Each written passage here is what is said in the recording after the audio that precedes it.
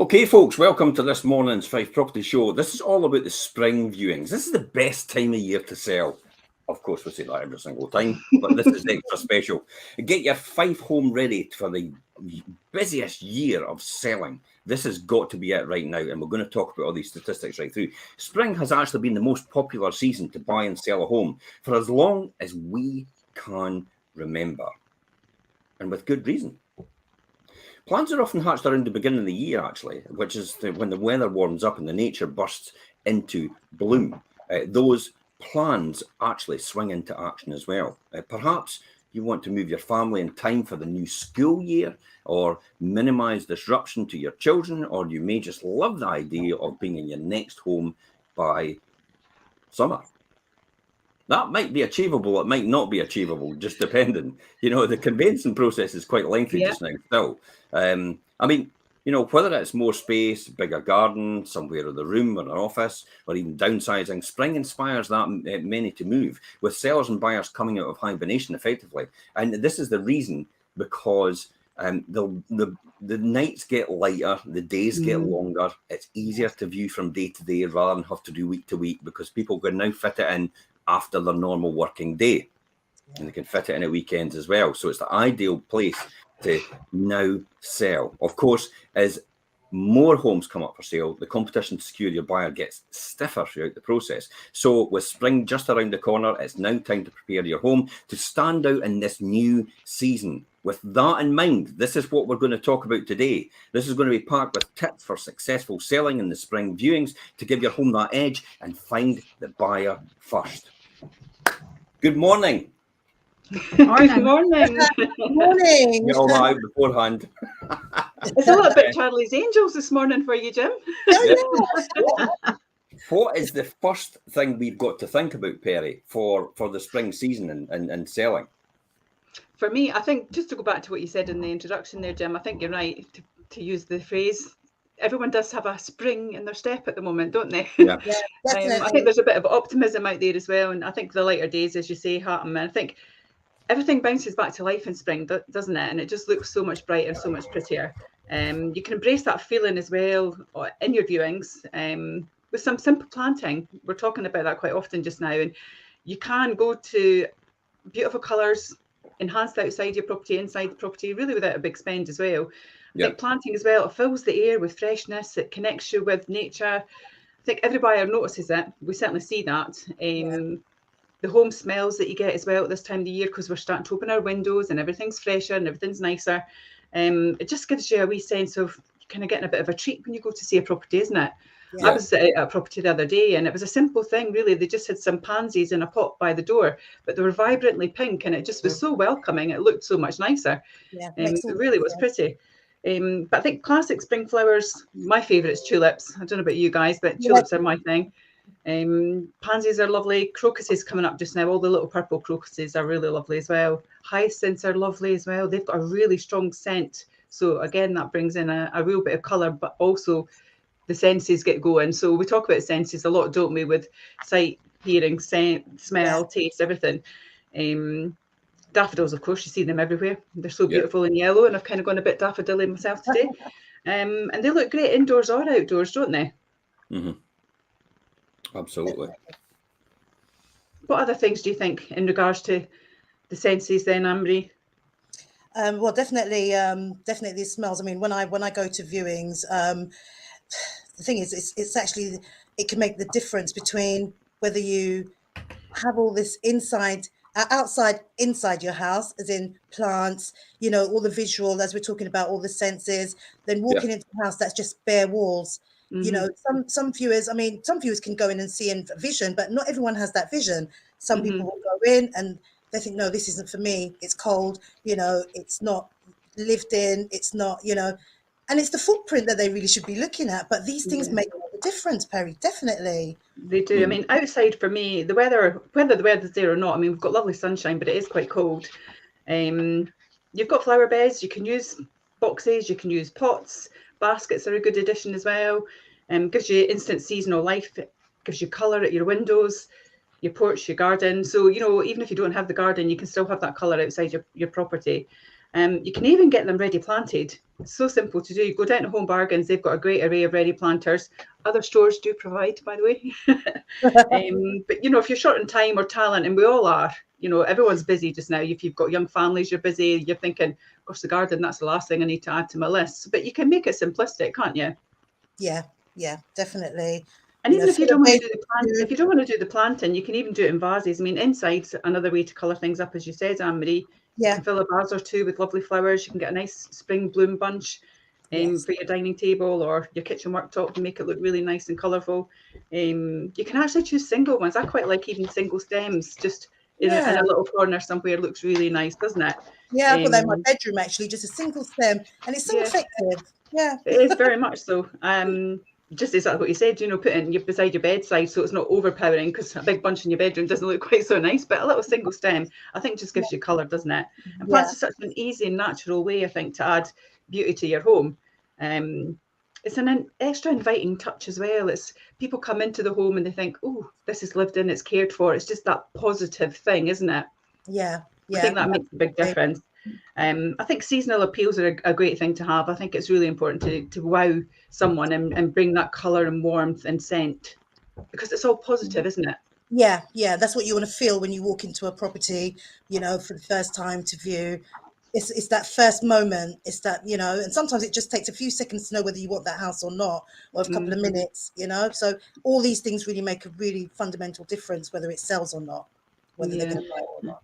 It doesn't even have to be real foliage that you use or plants. You can get absolutely amazing artificial flowers and plants that you would be hard pushed to recognise the difference in. I saw some really good geraniums yesterday. I was very tempted. Yeah. So, I mean, what other ways can we do it? I mean, how do we get spring clean and fresh then? Jim, what's your thoughts on that? Oh, that's a tough one. Spring clean and fresh. Well, I would say probably to shake off the last remnants of the winter, nothing beats a deep and rejuvenating spring clean and a brush up as well. As well as probably finally vacuuming behind the sofas and dusting the back of the cupboards. And turn your... Well, let's talk about that. Because it's amazing the amount of times I go into places, shops and cafes and restaurants and that, and then you'll just look at some of the backs of the classic example. That's example you should take on the top of the picture frames, on the top of the windows, because the sash and case windows, because they've never been opened in a while. They're all dusty and murky, and it just gives the wrong vibe when you're going round to a property. You may not see it because you live with it day to day, but I'll guarantee your buyer actually sees it. And I always talk about don't give anyone an excuse for a distraction. Mm-hmm. And what I mean by it's like, I know you probably love your garish rug or whatever it is out there, but nobody else loves it. Reality check. And that's why it's time to probably roll it up and put it in the cupboard when you do viewings, just to get it out of the way so it doesn't distract anybody from that. Because then they start to think about that in the mental process. Things like unmade beds and stuff like that are other things to make sure you've obviously take into account. Even, God, I'm that clinical. I just get to, if there's a ruffle in the bed sheet, I'll have to smooth it. I don't know why. I don't know why. I have to smooth it out, or if the pillows aren't in the right sequence when I look at it in a presentation, I'm often like, well, okay, I'm just going to move that about a bit. So it is just anything that won't distract from it. I mean, you could turn your attention to some of these essential areas. This is the ones I'm going to talk about right now. Look at the front of your home. Is your garden actually tidy? Jet wash any winter moss off the pathways. Clean probably the paint work as well on your front door and your window frames, and actually repaint where necessary. Now, just be careful, because at this time of year, when the temperature is a lot lower, sometimes you're not able to paint them properly. So you're better to actually go with what you've got and just tidy it up rather than actually try to paint something and botch it. Because I'll guarantee you, it's the whole thing about botching. If you've got one botched effort in a home, you'll probably have two other botched efforts that you can't find. That's the rule of thumb. It's always been with used cars as well. That's the sort of thing I walk on, or I think about. I think you're right there. We talk about that quite a lot, don't we? And we've mentioned all the positive things you do with the colour and the senses and the smell.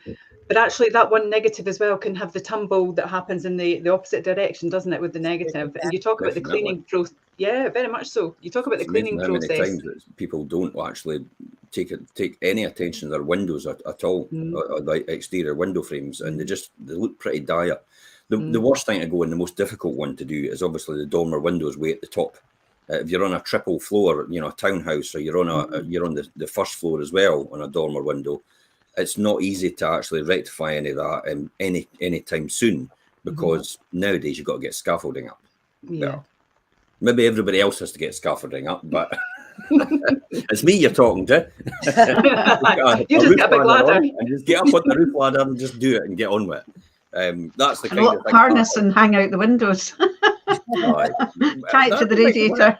Make sure your window's secure though before you hang out the window. You'll be holding on to the window, and that'll probably come with you when you're tumbling down the roof. So I am not giving advice out there to anybody.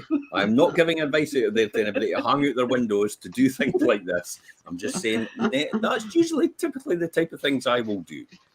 But remember, Rod Hull and Emu. Rod Hull went up to fix his aerial and try and save himself £70, fell off and killed himself. There's a nice happy moment for you this morning. But just bear that in mind. Just bear that in mind, please. All that positive vibes just gone now. We're on that negative tumble. It's a classic other one. While we're on this train of thought, look up at your roof and see any slipped tiles or missing tiles. Check if the gutters are blocked or the leaves or mulch.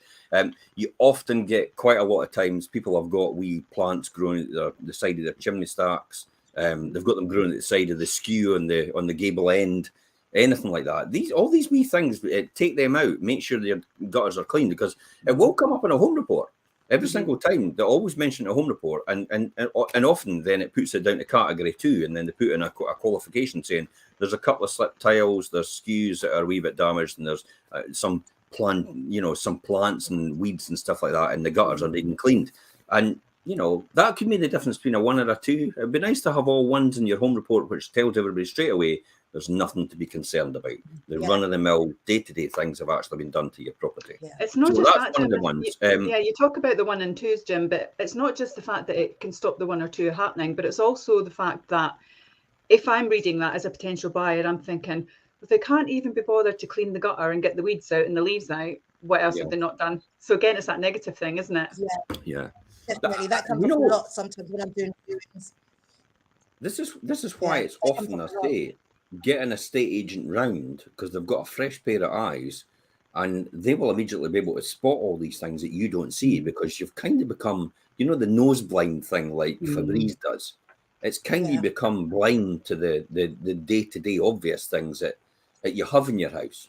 It could make a fundamental difference, and that's why it's important just to get the estate agent round earlier rather than later, because often you'll do things that you think are necessary, but they're not necessary according to the estate agent. But there's other things that you won't do which are not necessary, but they are to the estate agent, if that makes sense. Andrea, you've seen this lots of times as well, haven't you? Yeah, definitely. I've fallen foul of that myself by doing improvements to a home, getting it ready for sale, and then the new buyer ripping everything out. And basically that was then a waste of my money. So I would think really carefully about what needs done. Yeah. A little fresh, cheap coat of paint on your walls will speak volumes. You don't have to go the whole Lawrence Llewellyn Bowen hog on your whole house to get it to look good. Mm-hmm. And that's when it comes as well, when you're going to do bathrooms and kitchens, consider using vinyl silk rather than matte emulsion. While it looks good, it can be prone to build up of molds, which can't be easily removed and stain the actual paintwork. So vinyl silk is actually recommended for kitchens and bathrooms, ceilings especially, and also for areas where it's a high build-up of moisture. Laundries, utility rooms, another classic example. Exterior sheds, you've got man cave or Person cave. Let's call it a person cave. It's like, just in case there's somebody Oh out there. dear. What is he doing? And he's Yeah. missing. Look, Exactly. Gary Lineker's not watching this morning. It's fine. Cancel culture. You can't cancel me because it's me running the show. Woo! It's my show. You're right. I mean, you know, the fresh coat of paint and that. What colours would you recommend then to do, Andrea? Well, I would stay with probably neutral tones. I mean, you may have one different accent wall because you don't know when your house is actually going to sell. You do still have to live in it and love it. So, seasonal wise, though, what are you thinking? You know, the sages, well, the pistachio greens. Well, I don't know. I mean, does a house really have to be your decor be seasonal? Does that mean you're going to have to change it maybe twice a year? Then you're only going to sell it once. So if this is the time of year to sell it and you're coming in from spring to summer, then it is advantageous to actually use a seasonal colour because it's in keeping with that. It gives people that good impression as well about your house and it keeps them in that sort of seasonal thought process, which actually keeps it upbeat rather than the dowdy sort of winter look. I would try to keep to bright, warm tones that are relaxing. And you would bring in your accents of colour using accessories, possibly in your furnishings and ornaments, rugs, curtains. I would do it that way. So you would have your base colour on your walls. Yeah. And then sort of colour it up from there, and things that you can take away and somebody else can bring in their own colour. Perfect. Let's talk about the dreaded D word, which everybody dreads. Declutter. What we're doing with that then? You know, what do we do to declutter? Is there a way to do this, or is there a process to do this? Well, what I would do is donate. I mean, we've got so many things in our house and our homes that we don't want to chuck away, but we don't need it anymore. But sentimental reasons will make us hold on to it. Some people, maybe it could be borderline hoarding. So you really need to just bite the bullet, declutter, donate to charities, chuck away what really needs to be chucked away. You can make sure your floors are cleared so that, to you, it could be normal the way you live, but someone else will come and think, no, that's too much. Get rid. There's charities, there's people that will come and collect. If you want to donate, someone else can use it. And it makes the room feel bigger as well when it's decluttered.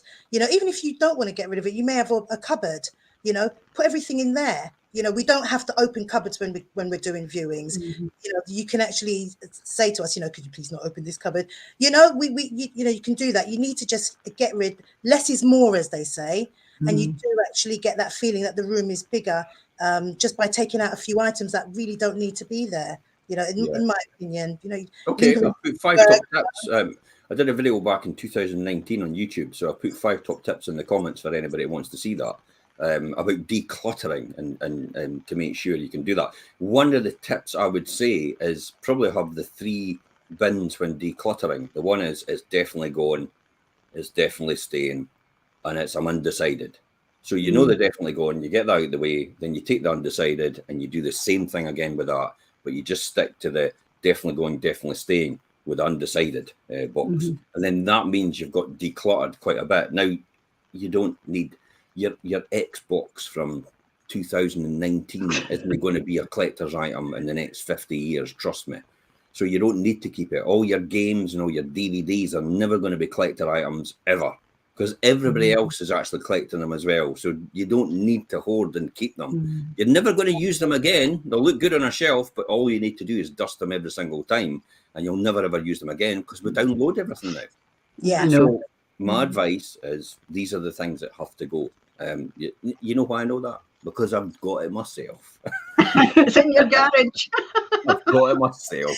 It's like, oh my God. It's like, I must admit, when I moved from Burnside, that's the house that Fife Properties managed to sell for me, to this present house, we had a huge declutter, and I threw out all my children's Disney videos, VHS videos, and they are now selling for thousands on eBay.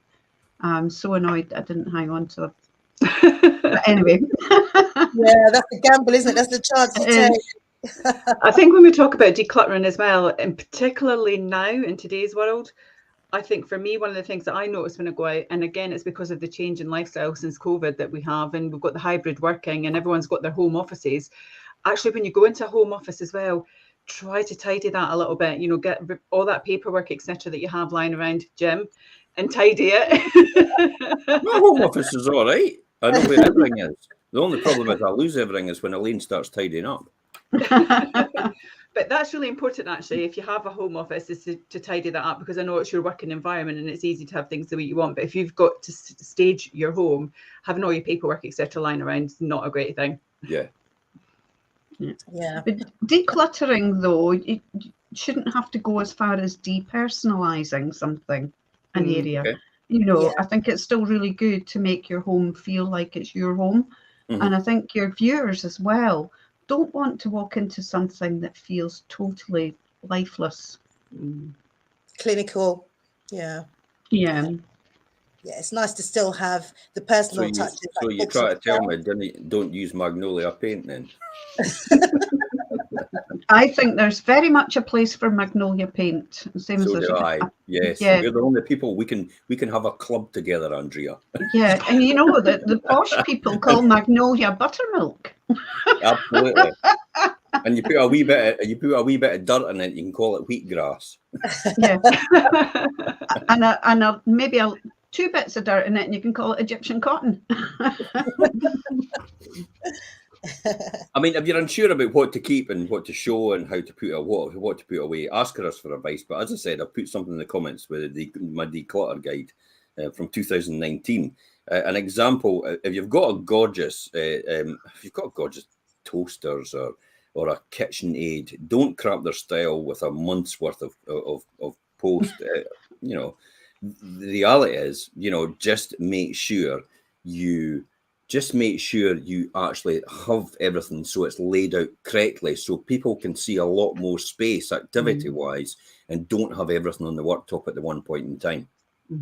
That's a really good top tip, because it's amazing how many people have their food mixer, they have their food processor, they have their toaster, they have their kettle, they have their coffee machine, they have their, you know, toasty maker. You know, you name it, it's on there. And then they have their pots and their pans on show, and then they have their everything else on show. They have all their condiments on show. And it's like, there is no place to actually prepare and cook anything. So people actually need to see that. And that's why it's important to give that fresh spring clean. Especially kitchens and bathrooms tend to sell houses. You know, that's what people love about it. Because these, you know, bathrooms is just relaxation. Kitchen is generally, if it's a dining kitchen, is kind of the heart of the home. You know, in terms of kitchen is family, isn't it? That's how I always feel about kitchen. Kitchen is family, definitely. It's the heart of a home. And this is why it's come to this American style where you've got the open plan now with the dining, the sitting room, and the kitchen all seems to be in the one location. To the rear of the house, overlooking the rear garden, because most of the time it will be spent in these places. And then you tend to find that all the bedrooms are upstairs now. With the one bedroom, it's sometimes downstairs in order to accommodate anybody that can't manage the stairs. And that's why it's sometimes important to have a WC or bathroom on both levels for that reason. So that's kind of the ideal property in terms of a blank canvas for someone to work on. What about, I think, what about this, you know, letting things shine in? You know, what does it mean? Selling your home in spring really means later sunsets, as I'd said, more evening viewings when it's light, which helps buyers to make their decision faster. But how can you make it even easier for them? Anybody? Well, I'm going to hand that over to you guys because I need to dip out of today's show. So enjoy the rest of the show, guys, and I'll see you later. Okay, Perry, thank you. So, Jim, in answer to that, what I would say is expose the sunlight as much as possible into your home. For example, open the curtains completely as much as they can go. let the sunlight in, just to maximize the level of sunlight. You know, make sure the windows are clean when you're doing this. Obviously, you know, it could even be things like light switches. If they're metal, make sure they're clean. You know, make sure the light, because the light's going to bounce off of all these things. You know, Round the light switches are a common place where there's a lot of dirt on the wallpaper. yes, yeah, Every single time. yeah. If you've got a similar paint or the same paint as before, I'm not really sure. There's a rule of thumb. Maybe you should paint round it, and even though it's maybe a wee bit more obvious, because it's better than actually having all that fingerprints and staining around about your light switch. Especially if you've cleaned the light switch, because then the light switch stands out and goes, ta-da! When it shows everything else and goes, and the light switch is almost going, by the way, everything else is dirty. It highlights it, doesn't it? So yeah. So I suppose you really got to be careful there. But then there's mirrors as well. Make sure the mirrors are polished, glass surfaces, ceramic, and any reflective accessories, you know, to bounce the light around the room. Yeah. Sockets as well, handles. It all counts, Jim. It all counts. You know, all these little things. Especially if you live in a property, you're not going to notice, but someone walking in will see those things straight away. I see it all the time. If you've got a fantastic view from your windows over the countryside, or you've got something which actually is maybe a bit of a feature bonus, then you do really want to make sure the windows are really clean. And I wouldn't suggest, you know, if you're not a great window cleaner, or you don't know what you're doing and you can't clean properly, because every time you clean, you've got round streaks, you know, all the way through it, and it still shows when the sunlight shines in, then please just get a professional window cleaner to do it. You'd be amazed at how many people actually don't understand how to clean a window properly. You can use as simple as using newspaper and vinegar. To do this, you know, that will get rid of streaks straight away. So if you can get the majority of it off, and then you can go finally over with that, and then it looks crystal clear, especially if you're going to try and highlight a view or something that's great about that window when you can see through it, or maybe the sun actually where it comes in, because it's maybe south facing, or it's maybe right in that window on the time that you're doing the viewing. That's the time to make sure that window's clean. And I know it's almost like a sledgehammer to crack a nut, but it can distract people if they go round and actually see your windows are actually dirty.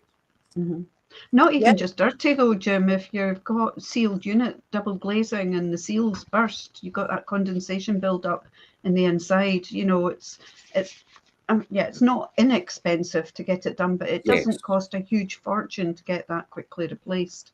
So here's my advice on that. Sometimes, and I often go around to people's houses and they're ready to go, but they do have burst seals in their windows.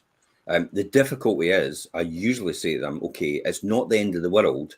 I would contact somebody like Lucas Glazing, or, you know, Cruikshanks and Leavin, or any other glazer roundabout. There's other glazers available around about Fife. See if you can get them to come round. Now, often they usually take about a month, because then they have to go and measure the window. They have to go and send away for the unit. If they're not manufacturers of it, then they have to come and pop the beading out, and then they have to fit it. And that usually takes about a month, possibly even 6 weeks to do that. Don't let that hold up the house sale, especially at this time of year, because time is of the essence.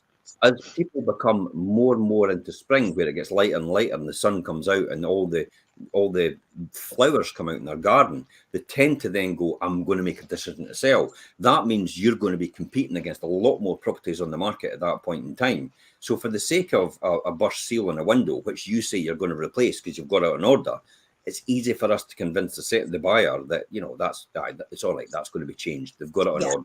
It will be changed for the point that you move in. It maybe might come up on your home report, but literally it's just £100 or something like that to change it.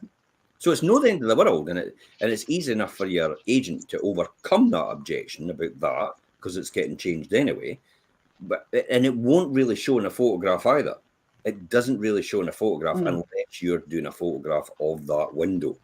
But sometimes even it doesn't show. It doesn't show, because often some of the burst seals are actually not that prevalent. It does actually show. It's just, you just see maybe the condensation build up inside. Yeah, I mean, it does usually put people at ease when I say, well, that's going to be rectified, because straight away they'll look at that and think, oh, how much is that going to cost me? So before they even think that, I always would mention that's going to be rectified. Yeah. It puts But people it's at more ease straight important. away. It's more important to get your house on as quick as possible rather than have to let that wait, because 6 weeks passes, you've got another interest rate increase possibly, you've got another mortgage rate implication, you've got an inflation rate figures coming out, you've got unemployment coming out. So you've got all these factors that influence the economy, which influences the housing market as well, which influence people's decisions on supply and demand. Yeah. And that's why it's important just to run with it now and then rectify it on the way. But your agent can make sure the buyer is well aware of that beforehand. Exactly. I've often walked into a house and I've explained all these things about the house before I walked in the door. And then once the buyer walks in, they're extremely pleasantly surprised. It's not what they thought it was. It was even better than what I just described. So they actually end up making an offer. Yeah. Work that one out. It's like, because you've got them on the doorstep now. You don't do it on the phone because then you put them off before they get there. But if you've got them on the doorstep, then you do it when you're walking in the door. It's like it then prepares them, and then it's better than they actually think. And they go, wow, okay, I like this house. I could do something with this now. So it's that wee sort of psychological play on the event itself, on the viewing event. What else could we be looking at then, Hanbury? So I would say, I mean, when it comes to when it's getting a little bit darker now, check your rooms sort of at sunset to see whether you need to actually maybe put the light on, because when people are coming after work to view a property, see if you need to put the lights on. If there's any concerns, you could lift from the door, put a lamp. Just sort of like eye level, so turn a little lamp on, swap any cold white bulbs for some more softer bulbs, along with... I would still recommend to everybody out there actually still to put all your lights on regardless if it's bright outside. Yeah. Because there is opportunities where the sun just goes right behind the cloud and all of a sudden everything just goes dark in the room.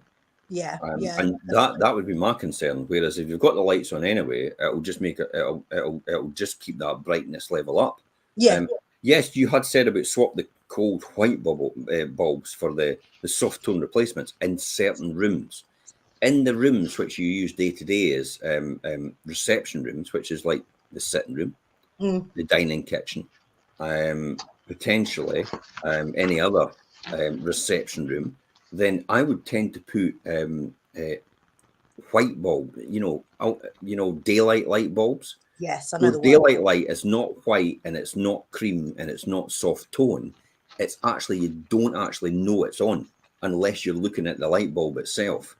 Daylight is a perfect light quality which matches the light outside that you see, and you don't actually realize it's on until you actually see it itself, the bulb itself, and that keeps the room at the right level of lighting and also accentuates any colors that you've done in your room that you want to play on. Like for example what we just spoke about, Andrea, about the featured walls and stuff like that. Often you can combine a cream bulb with a featured wall, and the cream bulb actually puts it off balance in terms of what the natural color was in the first place. So it doesn't actually look the right color. That's why people take paint pots home. They see it in they see it in B&Q or wherever it is, and then they take the paint pot home and they go, "That's not like what it was in B&Q. How is that?" That's because you're lighting. That's the lighting in your room. It causes that, and also possibly the acid build up in your wallpaper. This is me because I'm a paper maker by trade. Till us Russell days, acid build up can actually put out color formation and actually and the opacity as well, which could make a fundamental difference in the way your house or your room is actually seen. For that reason, is there anything else we should think about then before we move on? I would say along with the floor space and natural light is one of the main things that most buyers are looking for in their home, and they'll notice if your home feels darker than it does indoors than it does outside. So it pays to reflect and amplify as much natural light as possible and to make the most of what you've got. Then another thing that you can get, and they're building into a lot of the more modern houses, especially in upper hallways, are these light tunnels. So it's a tube that comes directly from your roof down to the ceiling in your upper hallway, and it just obviously it only works during the day because it doesn't work in the dark. But it's like there's a light on, and I often see it in bathrooms. A lot of people have it in bathrooms when I see them. The other one as well is, there's a lot of houses that were built maybe in the 1970s. Balmoral is a classic example of where they were built, and everybody's stopped the top of the windows on the doors. So the doors were up to a certain height, and they had the wee slat of window. Yeah. Yes, that's a 70s thing. Now that was to allow it to come into the hall, the natural light. That's what that was all about. Right. And a lot of people have actually closed these off for their hallways. Now, it's only probably because lighting has got so good that isn't needed anymore for your hallway, for example. But there is times where your hallway will be completely dark. So in Mine order to is, bring that yeah. back, you could do that. My house was built in 2000 and or 1999, 2000, and the upstairs hallway is pitch black when all the doors are closed, during the night. Yeah. It's not very bright even during the day. But I don't know who designed the electrics in the house, but from the master bedroom, to be able to switch the whole light off when you're going to bed, you have to walk the full length of the hall from where the light switch is to get to your bedroom. So you've got to walk to your bedroom, put the light on, then walk back and put the switch off. Right. Just to see. Senseless. And fall down the stairs at the same time. Yeah.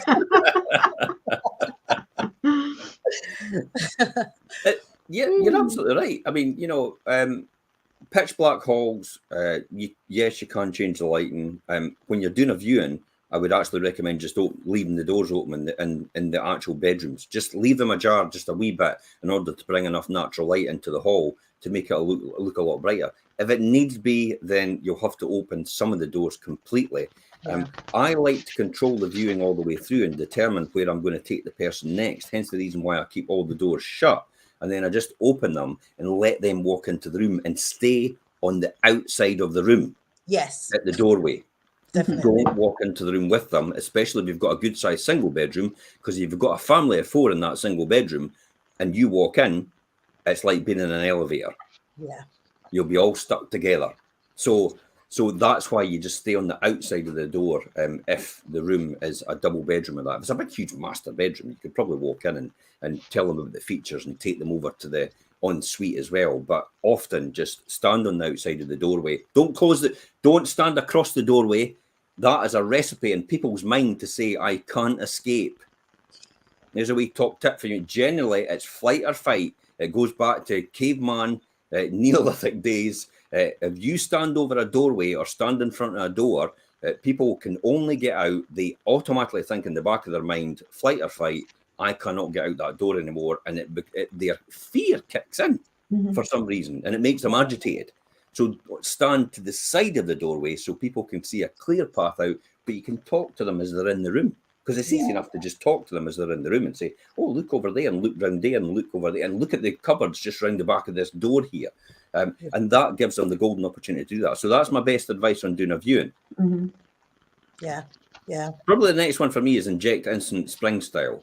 Now, we actually wrote and filmed a blog recently in 2023 on interior design trends.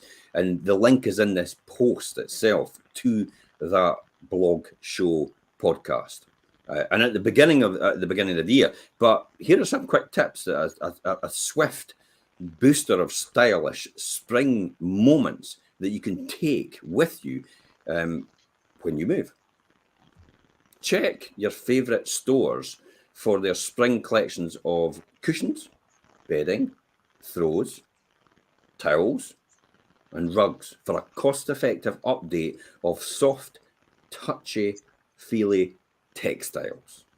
It does make a difference. If you're considering, here's one as well. If you are moving and you're thinking, I'm just going to clear out all this crap and get new stuff when I move to my next house, clear out all your crap and get new stuff now if it fits into your house. Because you're better to make it look in its tip-top condition rather than actually let people see a dowdy, horrible furniture that you're actually going to get rid of. If you want rid of it, you obviously don't like it. So what do you think the buyer's going to think? Exactly. I know they're not. I know every buyer's like out there, and they're going, well, surely they should know that you're not taking their furniture. You're taking your furniture with you, and they're not leaving it. And it's like, that's not what happens, though. They actually, it's the distraction again. it actually takes people's minds off what they should be looking at, which is the dimensions of the rooms, and seeing themselves living in there as a family unit and how that's going to be laid out. It doesn't do any favours leaving your horrible furniture that you're getting rid of when you move. So get your new stuff now and enjoy it straight away. Yeah. So introduce organic forms or opulent materials from glass bubble lighting and maybe sculptural ceiling pendants to brass and marble finishes for accessories and occasional furniture. I mean, think mirrors, side tables, pot stands, and trays. Use botanical art as well to transform plain bare walls into gorgeous hanging gardens with a dash of philanthropic design. Bring the outside in with no need for watering. You know, that's ultimately it, isn't it? Yeah. To be honest, I didn't know what biophilic design was, and I looked it up.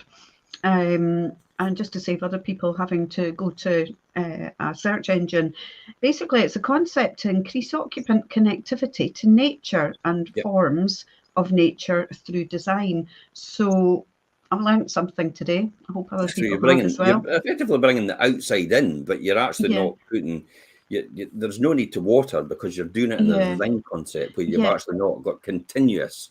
it doesn't even have to be actual real plants or even plastic plants. It could be a painting of a plant. It could be a sculpture in the form of a plant, a table that's made from a tree trunk, all those sorts of things that sort of bring what nature was back into your forefront of your mind. Make sure the tree trunk has actually been down anyway. Don't chop the tree trunk down just for the purpose of getting it.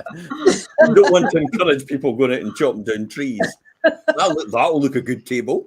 The local park. What are you doing? It's going to be a good table. Back and forward with the bandsaw. Right, you get the other side. Oh my God. Yeah, we don't want that, do we? I knew there was a reason I kept my chainsaw. But it's true that, I mean, what I would say, another thing I would say, if you do have artificial plants inside the house, obviously you don't need to water them, but they still need an element of maintenance. So the artificial plants I've got in the house, I get furniture polish. And I just give the leaves a nice, because I try to get artificial plants that look real in just certain parts of the house. Furniture polish and spray them as well with something nice so that sort of gives off a smell. But you don't want any dust on them because they are dust catchers. Yeah. You have to water them, but you need to maintain them. When somebody's about to view, Anne-Marie, you've just hit the nail on the head there. And I'll quickly say this.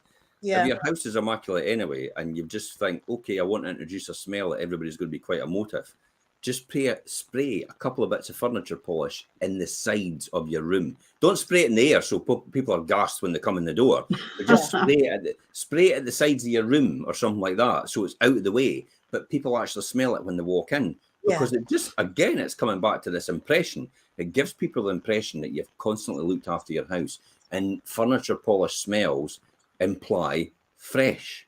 I know they're no fresh, but they imply fresh. It's the same example, So with just a weekend of your time and a fairly small investment, you can not only evoke that upbeat feeling of spring, but also give potential buyers a fresh and on-trend viewing experience that keeps your home in the front of their actual minds. That's the key. Yeah. What's the next one we need to think about? Put the spring into your photographs? Anything like that?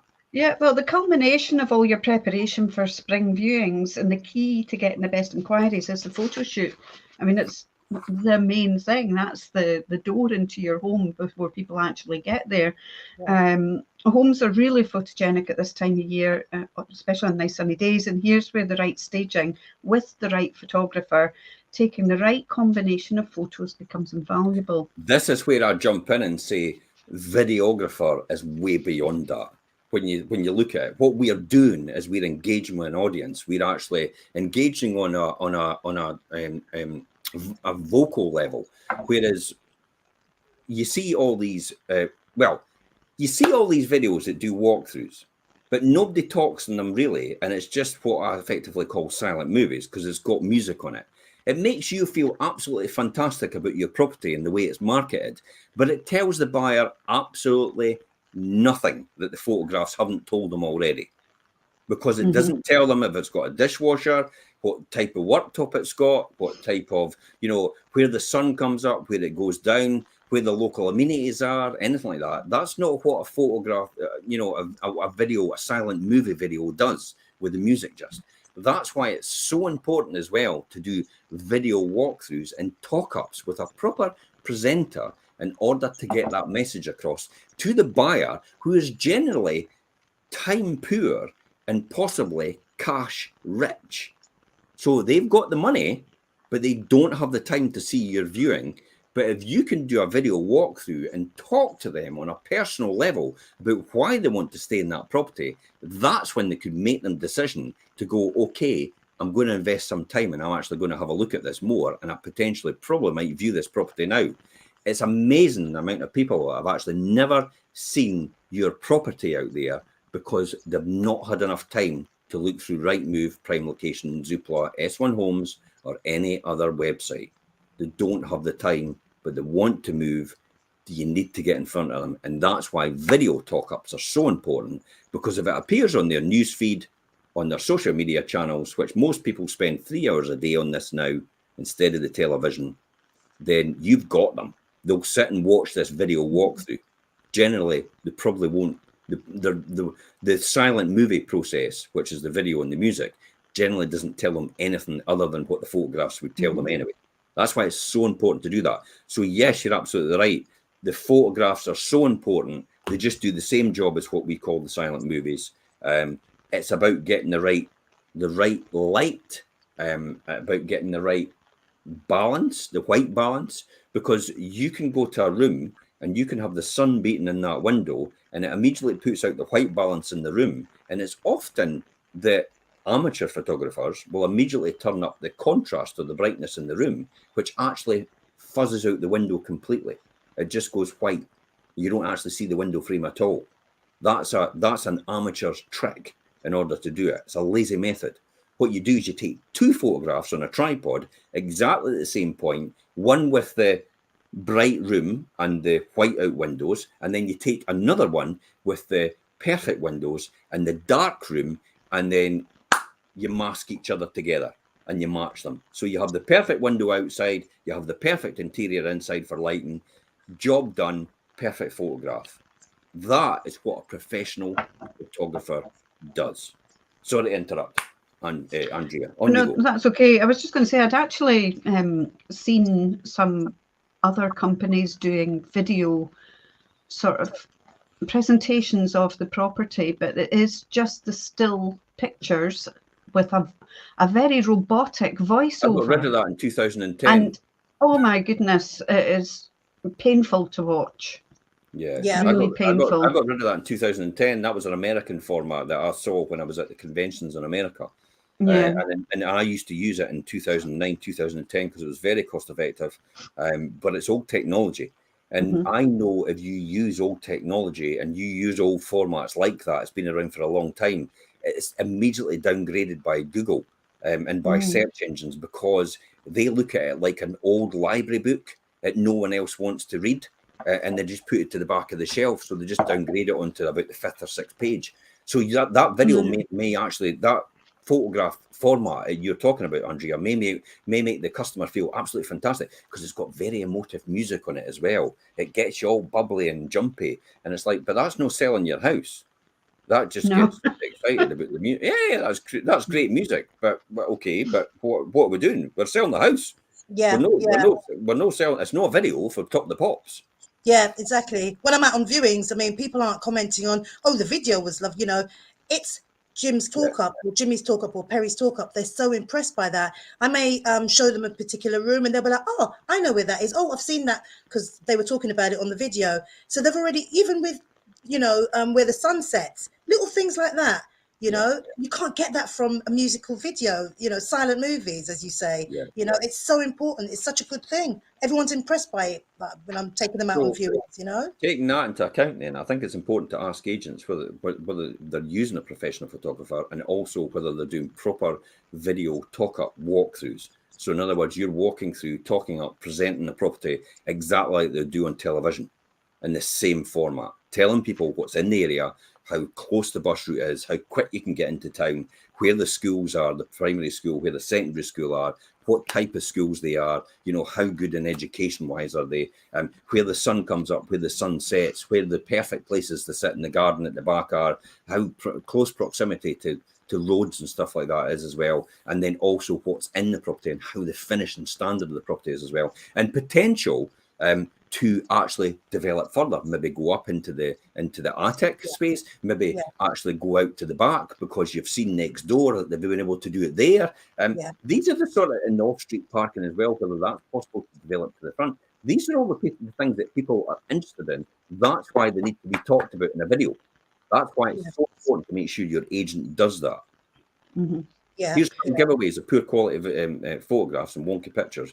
They're wonky pictures. Their walls and their horizons aren't straight. They're even the focal point, where it's 2/3. Where if you've got somebody in a presentation, you need to be 2/3 of the screen. So your eye level has to be 2/3 up in order for you to see properly. If you've got just a wee tiny, the one that I see a lot is when people do landscape like this, and then you see just a wee figure in the background there going, "Hello and welcome to this presentation of this beautiful country house." And it's, sorry, where are you? Where are you? Sorry, I can't even see you. Who's that? Is that the gardener in the background? It's like, no, you've got to be right in somebody's grill going, "Welcome to the personal property tour for," you know, and that's what you have to do. People need to see you. They need to see you. They need to understand you. They need to trust you. They need to like you, for example. So it's important to do that. Make sure cameras aren't pointing at the floor, or there's insufficient or uneven lighting. You can get classic examples about what they've done before anyway. You can see that. But, you know, you do see very impressive. I do see very impressive videos. Right now, there's one agent doing very impressive videos of great drone footage, and then it goes into the house, and then it goes around the house. Now, first of all, silent movie. Next one, yes, okay, it's great drone footage, but where is everything? Where's the digital markers? Where is the actual house? Is that actually the same estate we're talking about that's flying over?